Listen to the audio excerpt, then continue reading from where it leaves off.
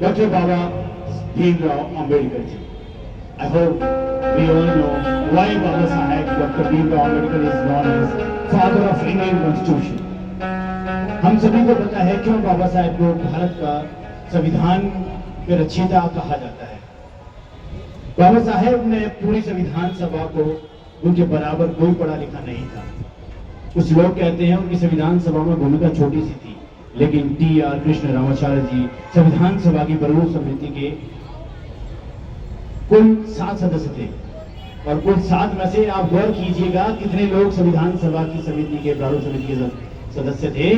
7 में से एक ने ज्वाइन नहीं किया, 2 दिल्ली से बाहर रहते थे, 7 में से 3 गायब, एक बीमार पड़ गए, 4 गायब, एक विदेश चले गए और एक ने इस्तीफा दे दिया। सिर्फ एक ही हाथ में आई कलम और वो कलम थी बाबा साहेब अम्बेडकर जी की। 7 में से 6 संविधान सभा के प्रारूप सदस्य गायब थे। सिर्फ एकमात्र व्यक्ति डॉक्टर बी.आर. अम्बेडकर जी उस संविधान को रचने बैठ गए और रच दिया। एक नए भारत का उद्देश्य, एक नए भारत का नवनिर्माण करते हुए आर्किटेक्चर ऑफ इंडियन कॉन्स्टिट्यूशन। प्यारे बच्चों, प्यारे साथियों, भारतीय संविधान महान डॉक्यूमेंट है जो कुछ लोगों के लिए महान पुस्तक गीता हो सकती है, कुरान हो सकती है, कुछ के लिए बाइबल हो सकती है, लेकिन भारत में विधि का शासन है, रूल ऑफ लॉ है। उस तर्ज पर इस देश की सबसे महान और महत्वपूर्ण पुस्तक है भारतीय संविधान। भारतीय संविधान। प्यारे साथियों, इंसानों को गुलाम बनाकर